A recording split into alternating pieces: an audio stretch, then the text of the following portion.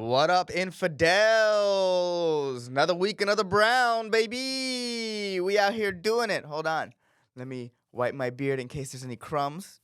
You would think, you know what's funny? You would think I would check to see if there was like stuff in my beard ever, and I never do.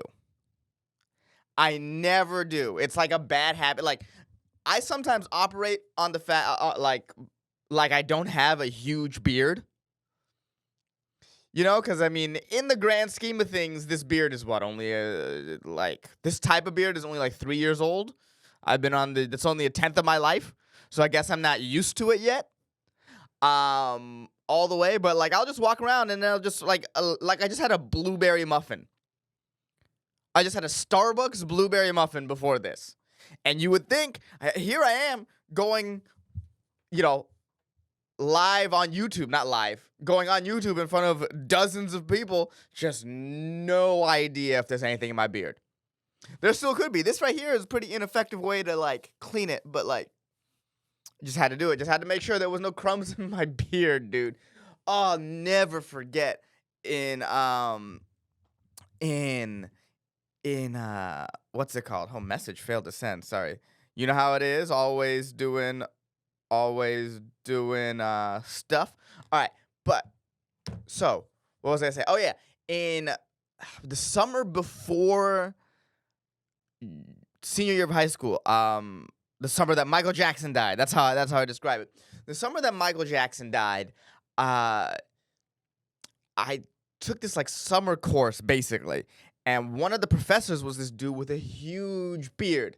Huge beard. And one day he was lecturing and he was eating a croissant. And a piece of his croissant got stuck in his beard. And it was there all class. All class. It's an hour and a half lecture just looking at this croissant, dude. And I just remember thinking like, man, this guy looks like an idiot and he has no idea. And I remember laughing myself in my head like, that's so silly. Look at this fucking guy. I'll never be like that. I'll never have a huge beard and I'll have hair forever. That's what I thought. I was sitting at my desk. I'll never have a huge beard and I'll have hair forever. I won't be like this idiot, and now I'm that idiot. Now I'm that idiot. It's so funny that like that memory sticks out to me. And I wonder if it sticks out to me because you know how sometimes you have those just random memories that just stick out to you for some weird reason, whatever. If that was one of those random memories, or if it's one of those memories that stick out to me because of my plight now. You know, just I'm a bald guy with food in his beard constantly. If I'm eating food, it's in my beard, dude. It's the worst. I used to have Eggo waffles for breakfast every day. That was my thing. I had Eggo waffles for breakfast every day for all of high school. Loved it. And now when I go home, I'll have Eggo waffles a lot. You know, when I visit my parents, it just reminds me of a younger me, a happier time, whatever, right? But with the beard, the waffle problem has become, and now sometimes syrup will drop in my beard. And that's hard to tell. That's even more hard to tell than a crumb, because a crumb someone else can see. Syrup, someone has to look kind of close at you to see like, oh, he's got syrup in his beard. He's got syrup in his beard. And the only way I know is that I'll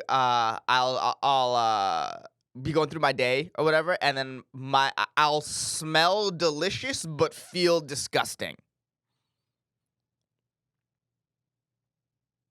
That's a way you can check. That's a way I know that there's syrup in my beard. It's this weird thing of like, why do I smell so good but feel so bad? Big beard problems, man. Big beard problems. That's what is going on. It really is. And I think I made a breaking news about it. It really is just God's consolation prize. I would trade this.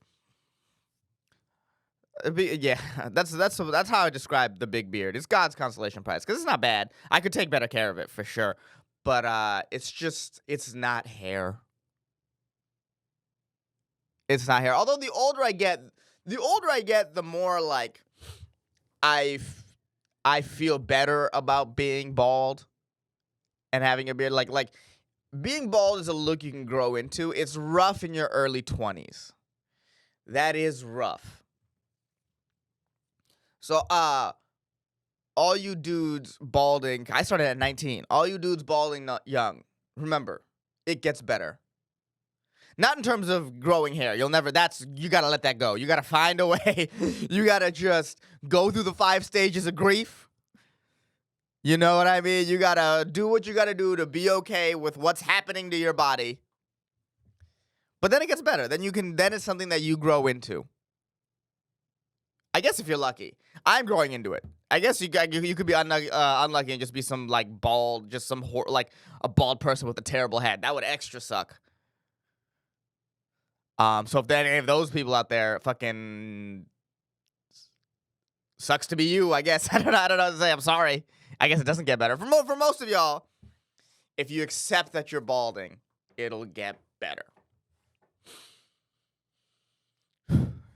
Sorry, I didn't mean to get so emotionally deep with you guys to start off the episode. I didn't mean to take it to such a deep place.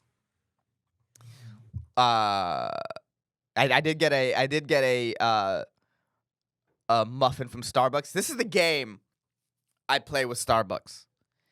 I don't know why I do it. It's it's awful that I do this, but this is what I do. So my name, of course, Asan, is not an easy name for a Starbucks employee.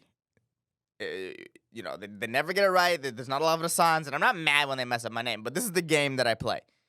I'll go up to the cashier, and I'll make sure to not make eye contact with them. Just, like, stare at something, like, either behind them or, like, at the register, and I'll say my name just loud enough so they can kind of hear it, but just soft enough so they're not 100% sure of what it is. I'll be like, oh, yeah, my name is Asan. Just like that. And sometimes when they go spell it, I'll keep focus on somewhere else and be like, oh, it's just how it's said. Spelled just like how you heard it. And then that way they think, okay, is this guy kind of mentally not there? And then I have to watch them try to guess what I said. And that makes me so happy for some reason. It's just a bit of light mental torture for me to start the day. Just some light mental torture I do to some poor underpaid worker. Some person who doesn't deserve it at all to start my day.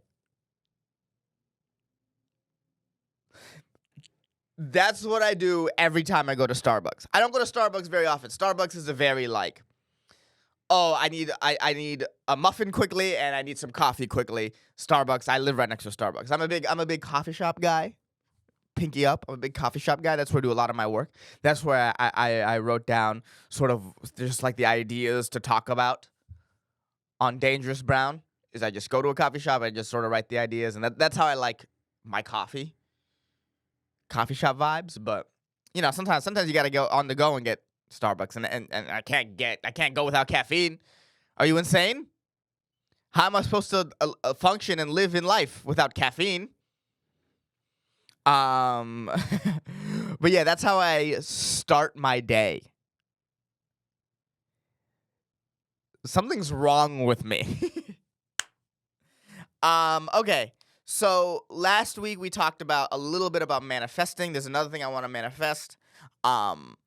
So I have this idea, and you know how normally don't have guests, and we're trying to find our footing here and trying to see what's going on and how I'm gonna do things, and the only guest I've had is my mom. Well, I have an idea for a second guest, and we're gonna manifest this right here, right now. Okay, when I was in the green room of the mothership, Duncan Trussell just asked a question out of nowhere. He went, "What is boredom?" That's it. And that blew my mind. That blew my mind. I have never sat down and think, I have felt bored. I feel bored. I feel like I feel bored every day. At least for like maybe, every day is an over-exaggeration, obviously, because obviously I'm very busy. But during the day, especially a lot of time because I work at night, I'll feel bored. And I've just accepted that I feel bored. But I've never asked what it is and why I feel that way.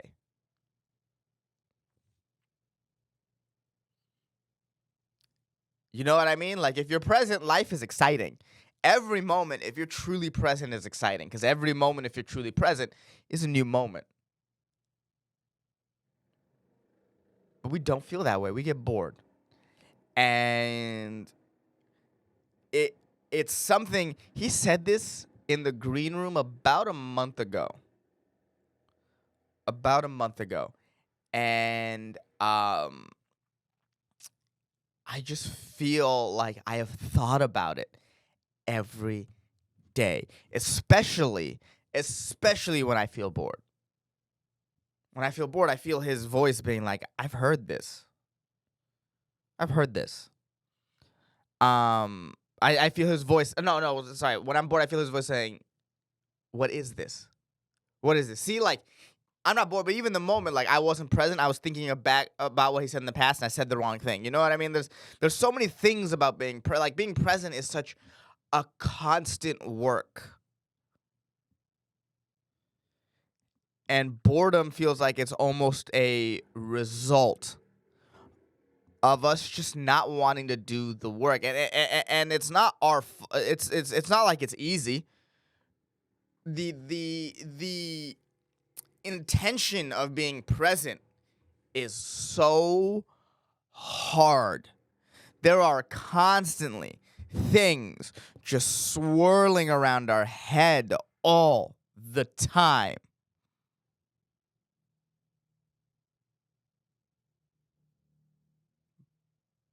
Presence is work.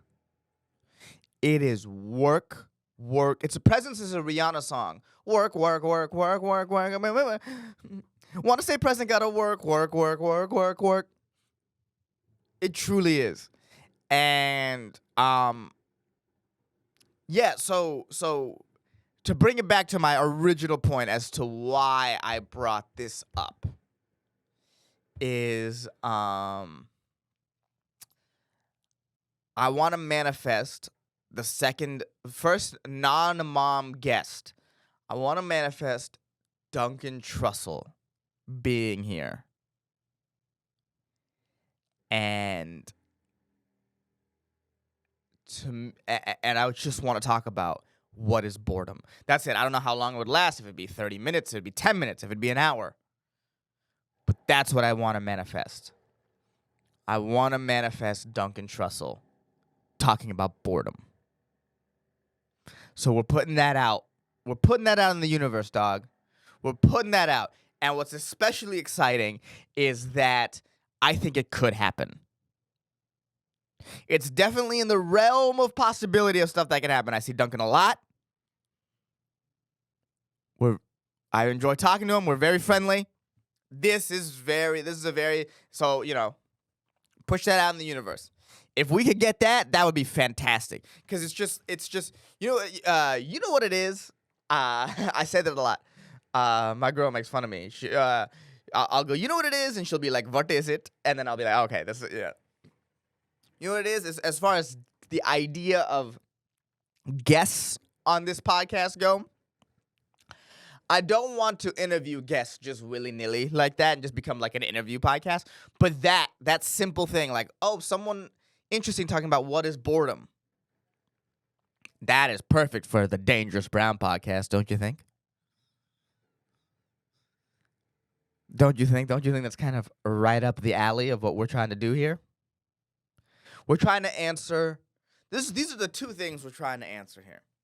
We're trying to answer what is boredom and what is the best way to commit light psychological torture to Starbucks baristas. If there's anything that this podcast is about, it's a delve into the minutia of life and staying present and stuff like what is boredom and how we sort of feel about our present being. That's one thing what that Dangerous Brown is about. But the other thing is, how do we make an unsuspecting retail or service worker's brains hurt for no reason? That's what mostly this podcast is about. How do you commit Light psychological torture. How do you commit light psychological torture to retail workers?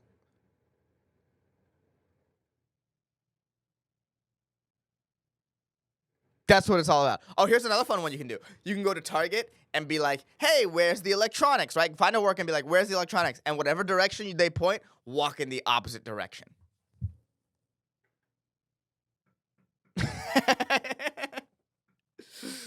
Like, like hopefully they're stocking shelves, right, with like headphones in, so they have to take one out, and when they point, you just go in the other direction.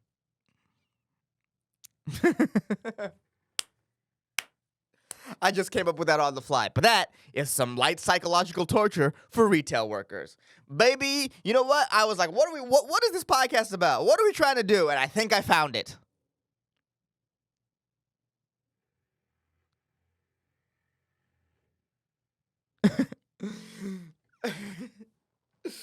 Goddamn.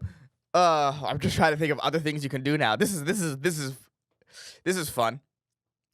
I don't know if this works anymore. I don't think this would work. The second idea I had is so when I was younger, and I don't think this is now.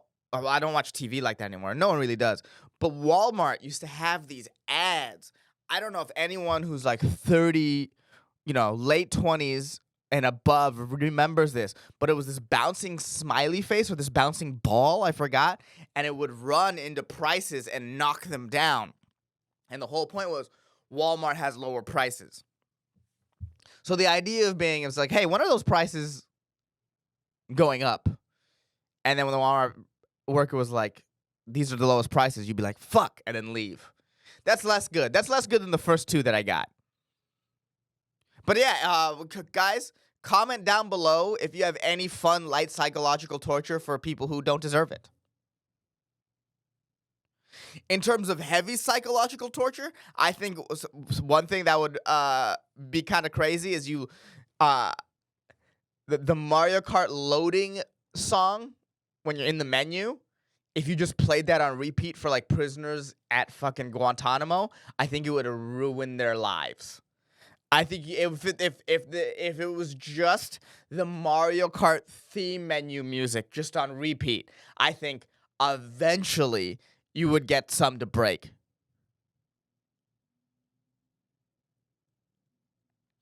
Or also you could play when the music, when you come in like a low place, like you get like a 10th and it's like and it's just sad music, you just play that on repeat, so there's that subliminal message of you're losing. That's heavy psychological torture for people who kind of deserve it. There's sort of debate on that, on how ethical that is. None of this is ethical. But they definitely deserve it more than, let's say, the lady who took my order today. She went, Asa? And I was like, mm-hmm. And then she was like, she wanted to ask me how to spell it, but sometimes I've noticed it's a pride thing where they won't ask you to spell it because they don't want to be like, it's my fault I didn't hear that right. That's how they feel. It's my fault I didn't hear that right. This guy's the customer. They told me.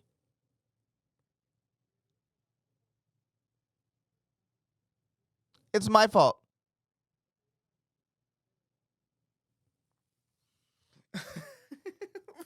Dude, what is wrong with me? Dude, that's the thing. Are you really living life? Are you really being present if you don't randomly play these games with people?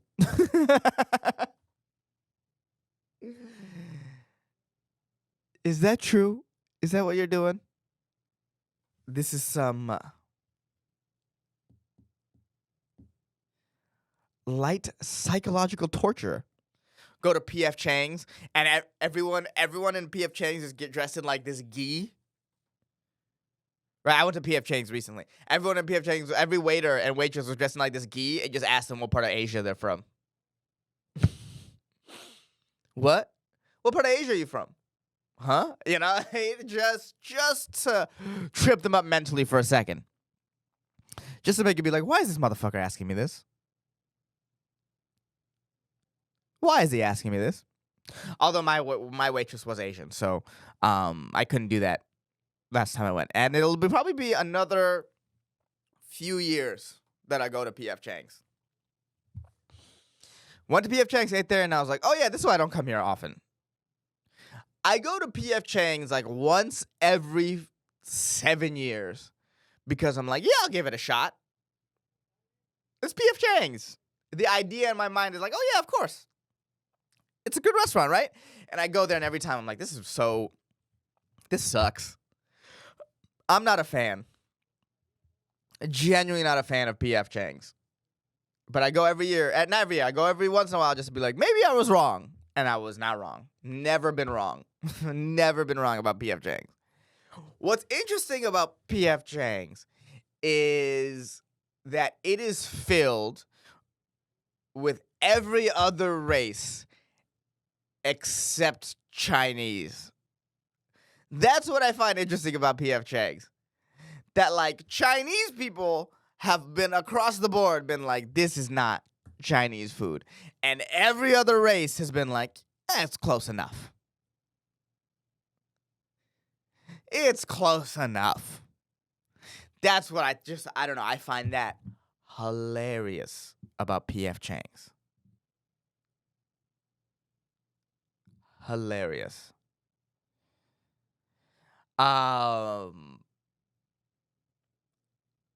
So funny. So funny, dude. You know how you know PF Chang's is bad? Is that it serves Chinese food and then it has a sushi section. Did I say sushi wrong? It is Chinese food, but it has a sushi section. That's a tongue twister. That's how you know it's bad, right? Because, like, in your head, I could see how you could get there. They're both in Asia. They're both next to each other. You know what I mean? So they're like, oh, it's Chinese food and Japanese food. But they are two distinct countries with two distinct culinary cultures, right? Like, I wouldn't trust a Mexican place that served chicken tikka masala. You feel what I'm saying? Like, I wouldn't be like, we got to go there every once in a while to check it out. Never would do that.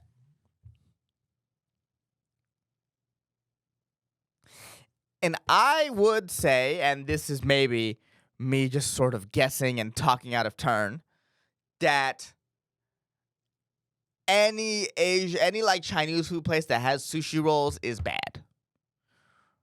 Or any sushi place that has Chinese food is bad. They might be decent. Fine, they could be decent, but they're not great. There's no way they can be great. Those are two separate arts. Like, being a chef, being a great chef is being an artist. And those are two separate arts. You could be Leonardo da Vinci can't make AI art. I don't know enough about different types of art to be like, Leonardo da Vinci can't do what Gauguin did or whatever the fuck. I don't know art like that. But, I guess it would be also a light psychological torture. You go to an art museum on a tour and be like, how would Leonardo da Vinci painted this? This guy's cool, but how would Da Vinci painted this? It's all about, bro. That's sometimes as a human being, you need to find joy in committing light acts of psychological torture. Just light, dude. What am I talking about? Oh, God. Maui, more like owie. Okay, moving on. I said that on stage, and boy, did that get a mixed reaction. Because it's still happening. It's still happening. There's still hundreds of people missing, and it's a horrible tragedy. And that's why Maui, more like owie, I think is so funny because of how heavy it truly is. It's truly heavy. Hawaii straight up, Maui straight up burned down to the ground. Wild, bro. People had to jump in the ocean. You know how scary the ocean is? You know how scary the ocean is? And I can't imagine how scary the situation has to be where jumping into the ocean is the right move.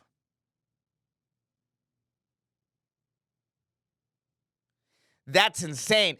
Also, probably if you're in a situation where you're just about to run into the ocean because you need to get there for safety, there's a good chance you're cut up, you're hurt, and then running in that into salt water to survive. Insane. 70 to 80 mile per hour winds just took over the island and just engulfed it in however the fire started. I haven't read up too much on it, if I'm being honest. It seems like they don't know. Obviously, it is ripe with conspiracy theories that it was started on purpose to burn out the locals so that rich people can come in and take the land. That's a sort of conspiracy theory that's been floating around, and I don't think that's true because, I mean, what has America been but super nice to the Hawaiian locals the whole time? America has never been shitty and used underhand tactics against indigenous populations before, so I can't imagine why people would think that there may be some sort of conspiracy going on. Even though there's probably not. I don't know what in the world would make people think that maybe there was something more going on.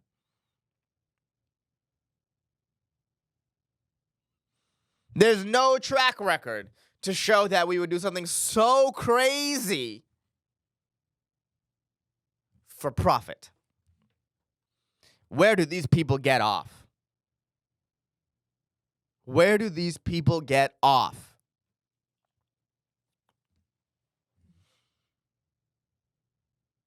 You know what I mean?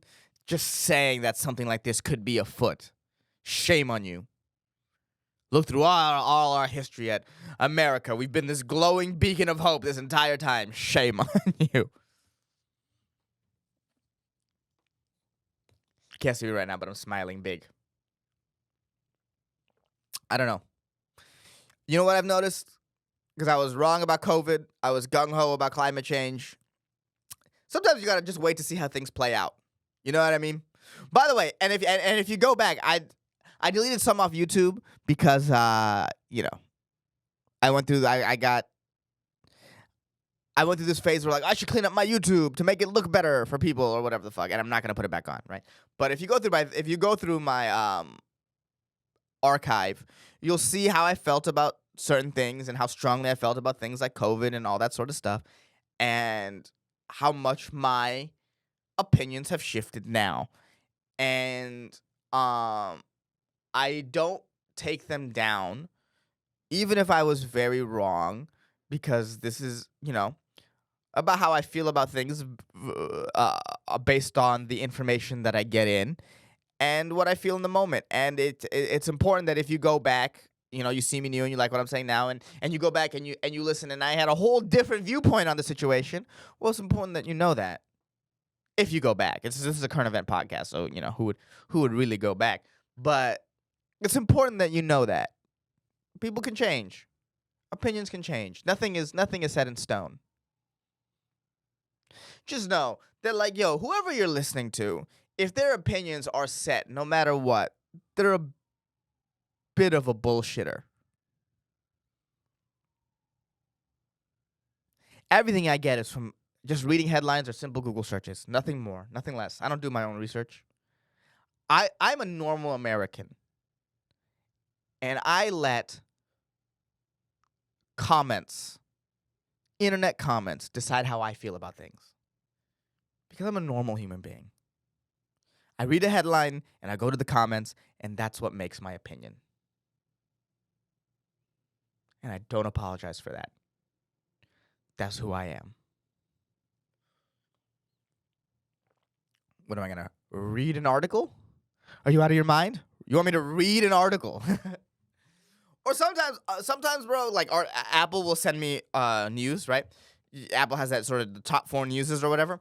And I'll be like, oh, that looks like interesting. And I'll read it, and it's behind a paywall. It's like, hey, New York Times or whatever. I'm not paying for your shitty news.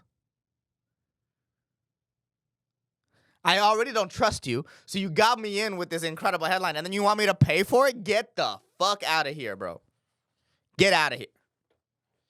I'll go find the same thing on some Reddit or some internet forum, and I'll read the comments, and that's how I'll make my decisions. Or Twitter. I will say this, and I think I do a good job. I make sure my Twitter always includes heavily conservative people and heavily liberal people. Just so my Twitter doesn't become an echo chamber, which is a huge problem that I think a lot of people have, where the Twitter is just people who agree with you. And so I make sure to have both, just so I know the angles that both sides are coming from. Because sometimes the super liberal people will make a great point, and then sometimes they'll be like, oh, you're just a bullshit artist. And then a lot of the times they'll be like, oh, you're just a bullshit artist. And then sometimes the super conservative people will have a really good point, and then most of the time you're like, oh, you're just also a bullshit artist. Ain't nothing wrong listening to bullshit artists. They get a lot of play. But you make sure you have both sides. If you don't read... If you read your Twitter feed and you never go, I don't know if I agree with that, you're doing it wrong. You gotta let other opinions in, because you gotta see what viewpoint you're missing. That's important.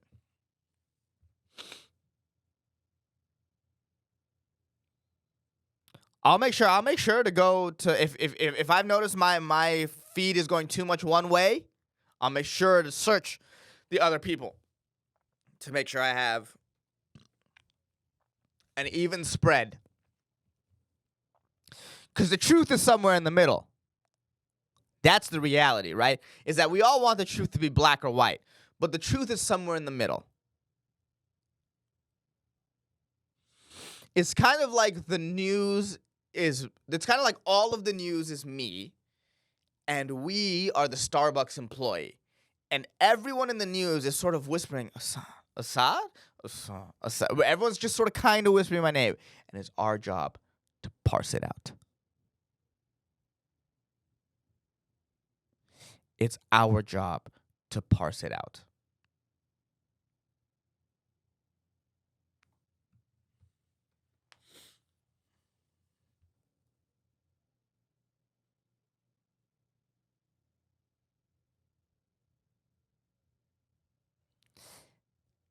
The news is committing light psychological torture on us.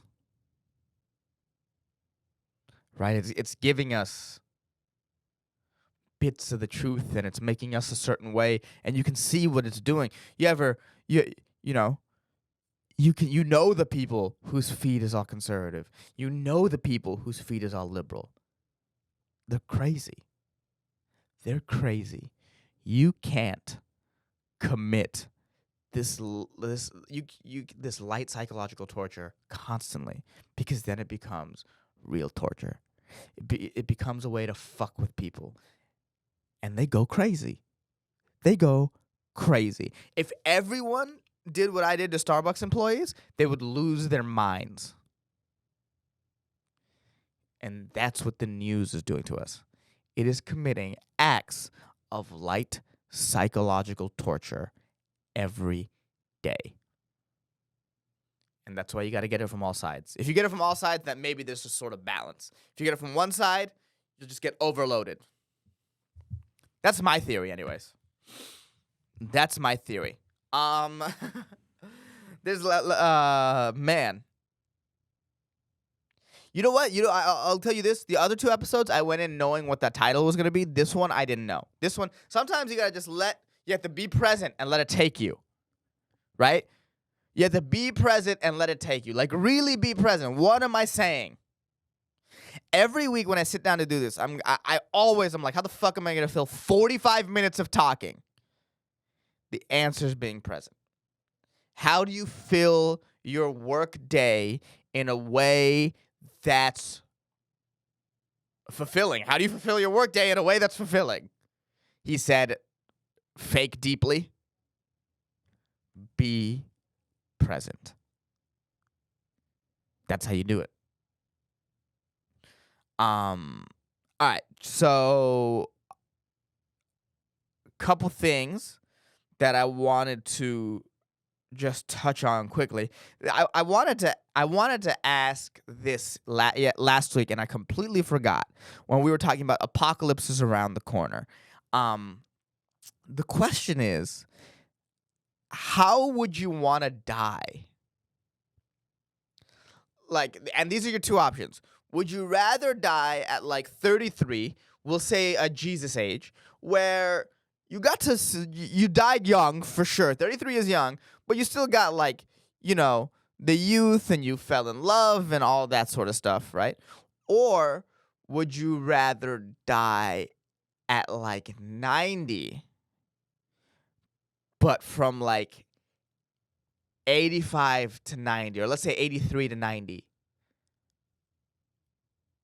you were gone mentally. Your brain wasn't there. Dementia or whatever. Which one would you rather have? Would you rather die at 33, young and healthy, or would you die at 90, old and demented? Are those 50 years of life worth that last 5 years? And honestly, we don't know what the last 5 years is like. We don't know. I don't know what dementia is like, obviously.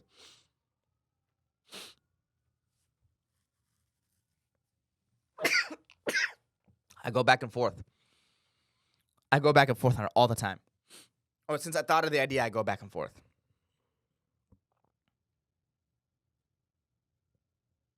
I go, you know what I mean?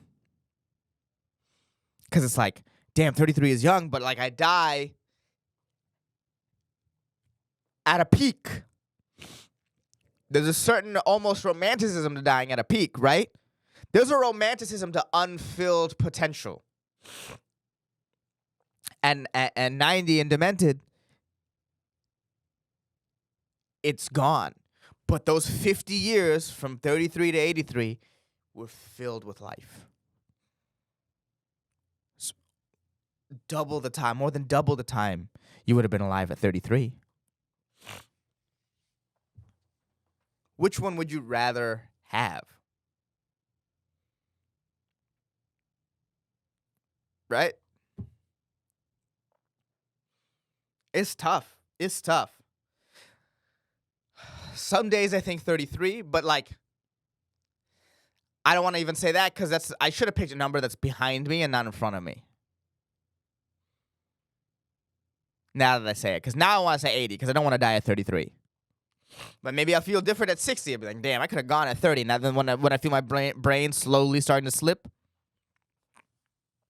where I commit like psychological torture on myself. Who moved that there? Was that me? When did I do that?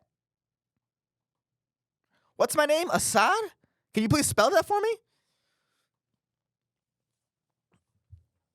Maybe I'll feel different then. But do you think? But those last few years of straight confusion, not knowing who you are, not knowing where you are, that's rough, bro. That's rough. I think about that all the time. My parents are getting older, man. And I just hope for them that when they go, their brain is still going. That's all I hope for them, is that when that's happening, let their brain be going.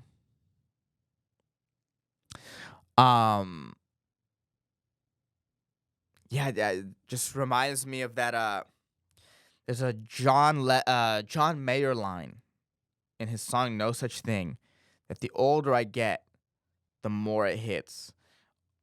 All of our parents, they're all getting older, and while in their memories, tiny tragedies. That's what life is, man. Life is just that the older you get, it's just these tiny tragedies that compound. And how can you deal with it? How can you deal with these like horrible? Some of them are massively horrible things. People have to deal with their kids dying. People have to deal with their if you're in Maui, you have to deal with your whole community. Your sense of safety being wiped out. And you also have to deal with things like,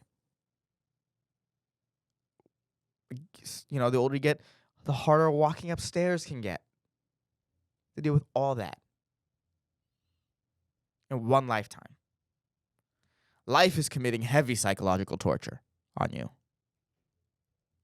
Heavy psychological torture.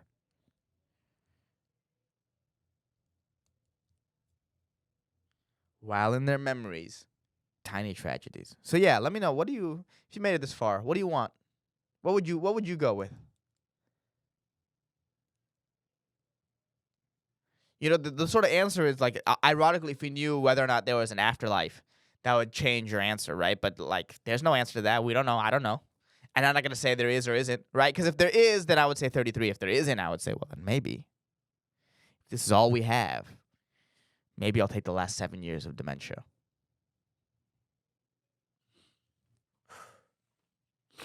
I have stuff written down here that we can talk about. So if like 5 minutes left, we'll talk about gay porn next week, or maybe we'll close it out with that. We'll see.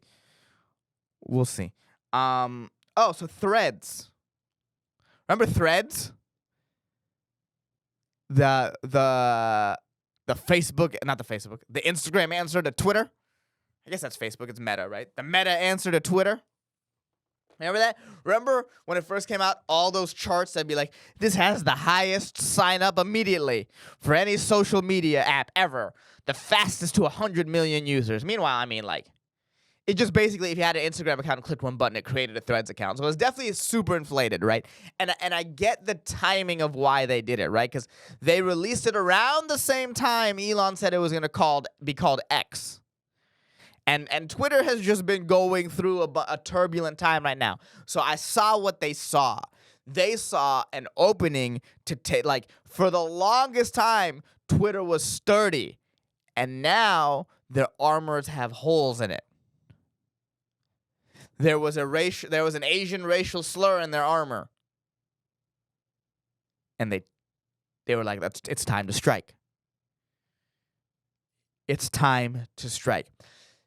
This is my theory as to why Threads didn't work. Because I was on it recently. I logged on it for the first time in, I would say, a month or so. Okay, I can tell you, yesterday was the first time I logged on since. Let me take a look at Threads. When did I post? I last posted on Threads. I have more followers on Threads than I do Twitter, but it's like that again. That's also very, what's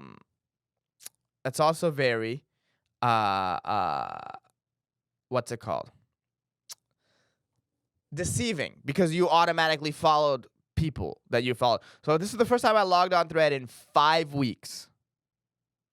The first time I logged on Threads in 5 weeks, and I think the issue with Threads is that Twitter does a good job. Twitter's algorithm does a good job of pushing things that, you might not have seen. Something that's super popular. Maybe it's not someone you follow, but it's a super popular Twitter thread, and you can see it, and it sort of sets culture. You know what I mean? The Montgomery boat fight I just saw because it was just a super popular thread that eventually just got everywhere.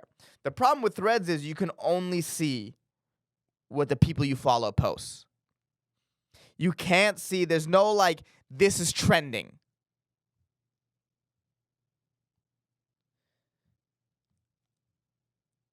I'm trying to do it now. My internet doesn't work right now. But there's no like, this is trending. That's not happening.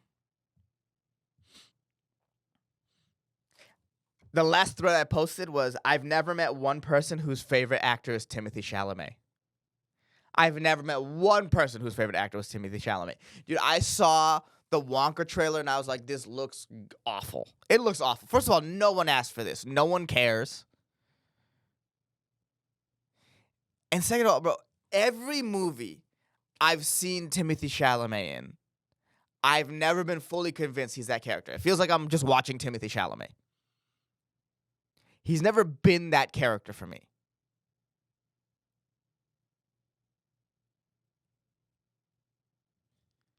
I mean, I guess I'll take his word that he's super talented. I'm not saying I could do better, obviously, but I've never met a single person whose favorite actor is Timothée Chalamet, and they keep pushing him on us. There's got to be some sort of Nepo baby thing going on here, right? There's got to be, right? What am I missing? What am I missing? I like movies. I like actors. I like all that. I cannot see it with him. I don't get it. I don't get Timothée Chalamet. I really don't. Outside of, like, I'm sure he's like a heartthrob or whatever, and I'm sure there's a bunch of Gen Z women and probably gay dudes that love this guy. But outside of, like, his physical attractiveness, I don't get it. He doesn't seem like that good of an actor. And every time I see him in a trailer, I'm like, oh, look, it's Timothée Chalamet. It's the universe committing light psychological torture on me. This is the only thing. I don't get it. I do not get it. I do not get it. Well, you know what? We'll circle back to this next week and figure out if I can figure out what the fuck is going on, because I have no idea, bro. I have no idea. If your favorite actor is Timothée Chalamet, let me know, and please let me know why. Let me know what role I have to watch that he's like, whoa. You know what I mean? And I don't want to hear, like, he's been in so many movies now. I don't want to hear, like, oh, he's getting in the stride. No, Leo found his stride quick and young. You gotta prove it to me with Chalamet. What do I need to watch that I was like, oh, this guy was this character and not just Timothée Chalamet? Even when he was in Dune, I wasn't buying that he was Paul. Dune sucked. That's how we're ending this week's episode, guys. I'll see you next week. Hopefully this will be hopefully it'll be another banger episode. I thought this one took a second to get going, but it found its stride. And remember, we put in the universe, let's manifest Duncan Trussell being on this podcast. I love you, infidels. I'll see you next week. Peace in the Middle East.